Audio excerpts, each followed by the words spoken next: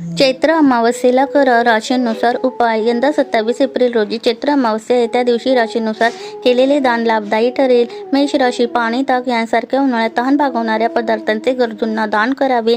वृषभ राशी पितृदोषातून मुक्तीसाठी यथाशक्ती धन आणि धान्याचे दान करावे. मिथुन राशी उसाचा रस, थंड पाणी, ताक अशा उन्हाळ्यात थंडावा देणाऱ्या वस्तूंचे मोलमजुरांना दान करावे. कर्क राशी खडी साखर, दही, दूध, तूप अशा पांढऱ्या पदार्थांचे दान करावे. सिंह राशी गूळ, चणे, मध अशा वस्तूंचे दान करणे लाभदायी ठरेल.